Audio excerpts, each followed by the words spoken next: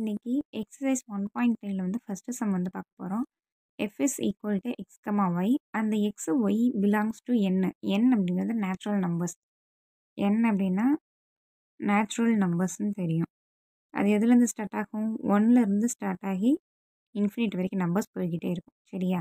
B A relation on என்.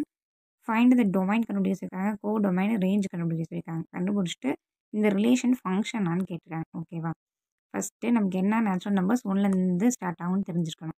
அப்போ X அப்படிங்கிற settle வந்து பார்த்தோம் அப்படின்னா இருக்கக்கூடிய நம்பர்ஸ் எப்படி இருக்கான்? 1 2 நேச்சுரல் நம்பர்ஸாக இருக்கான். ஓகேவா? அதே மாதிரி ஒயில் இருக்கக்கூடிய நம்பர்ஸும் வந்து பார்த்தோம் அப்படின்னா நேச்சுரல் நம்பர்ஸ் தான். ஓகேவா? அப்படின்னு சொல்லியிருக்காங்க. நெக்ஸ்ட் என்ன கொடுத்துருக்காங்க?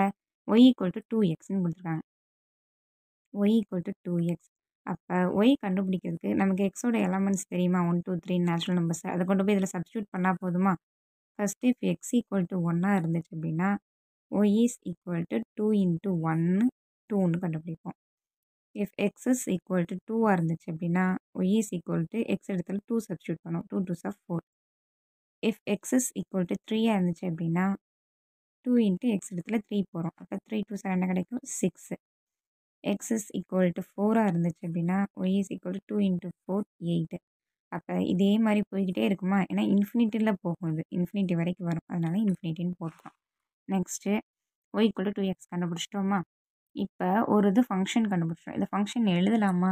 எழுதுகிறப்ப எஃப்எஸ் ஈக்குவல் டு ரிலேஷன் எழுதலாமா? எழுதுகிறப்ப 1 கமா 2 2 கமா 4 3 கமா 6 ஒவ்வொன்றா பேர் பண்ணி, ஏன்னா எப்படி பேர் பண்ணி எழுதி வச்சுருக்காங்க? எக்ஸ் கமா ஒய்ன்னு தான் ஃபங்க்ஷன் இருக்குன்னு சொல்லியிருக்காங்க.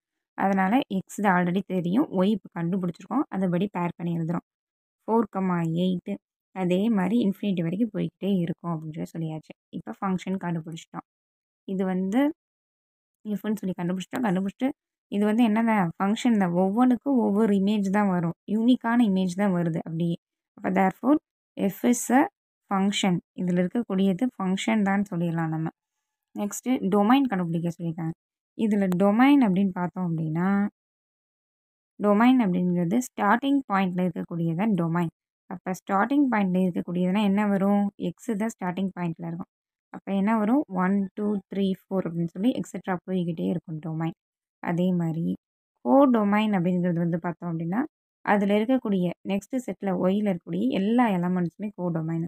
அதுலேயும் என்ன வரும்? எல்லா எலமெண்ட்ஸுமே வரும். அப்போ அதுவும் இன்ஃபினிட்டி. நெக்ஸ்ட் என்ன கண்டுபிடிக்க சொல்லியிருக்காங்க? ரேஞ்சு. ரேஞ்சுனா நமக்கு என்ன தெரியும்? எதெல்லாம் வந்து அங்கே ஆன்சராக வருதோ அதுதான் எண்டிங் பாயிண்டில் வருதோ அது ரேஞ்ச். எண்டிங் பாயிண்ட்னா செகண்டாக வருது. செகண்டாக வருதுல என்ன வருது? எல்லாமே ஈவன் நம்பர்ஸாக வருது. அப்போ ரேஞ்ச் வந்து 2 4 6 8 அந்த மாதிரி ஈவன் நம்பர்ஸாக போய்கிட்டே இருக்கும். அவ்வளோதான், கண்டுபிடிச்சிட்டோம். தேர்ஃபோர் ஒவ்வொன்றுக்கும் ஒவ்வொரு இமேஜ் தான் வருது. அப்போ இது வந்து ஃபங்க்ஷன் ஃப்ரம் கொஷினில் கொடுத்துருக்காங்க பார்த்தீங்களா? அதை எழுதி வைப்போம். Therefore it is a function from x to n அப்படின்னு சொல்லி இது வந்து ஃபங்க்ஷன் தான் அப்படின்னு சொல்லி எழுதிட வேண்டியது. Therefore f is a function. ஓகேவா? கொஷினில் கொடுத்துருந்தாங்க x comma y belongs to natural numbers. Natural numbers 1லேருந்து n வரைக்கும் ஸ்டார்ட் ஆகும். எக்ஸ் என்ன ஒய் என்னன்னு எழுதிட்டு கொடுத்துருக்க ஃபங்க்ஷனை வச்சு அந்த ரிலேஷனில் ஒவ்வொன்றா சப்ஸ்டியூட் பண்ணி ஒய்யை கண்டுபிடிச்சோம். நெக்ஸ்ட்டு அதை கொண்டு போய் ஃபங்க்ஷன் வந்து எக்ஸ் கமா ஒய்ன்னு இருக்குன்னு சொல்லி அதை எழுதிட்டோம். அதுக்கு அடுத்தது டொமைன் அப்படிங்கிறது ஸ்டார்டிங் பாயிண்டில் இருக்கக்கூடியது. கோ டொமைன் அப்படிங்கிறது எண்டிங் பாயிண்டில் இருக்கக்கூடிய செட்டில் வரக்கூடிய எல்லா எலமெண்ட்ஸும். ரேஞ்ச் அப்படிங்கிறது எண்டிங் பாயிண்ட்ஸில் எதெல்லாம் பேராக இருக்கோ அது ரேஞ்சு. அதுக்கடுத்து கொடுத்துருக்கிறதுல வந்து ஒவ்வொன்றுக்கும் யூனிக் இமேஜ் இருக்கிறதுனால இது ஃபங்க்ஷன் அப்படின்னு சொல்லி கண்டுபிடிச்சிட்டோம். அவ்வளோதான், ரொம்ப சிம்பிளான சம்மப்பா.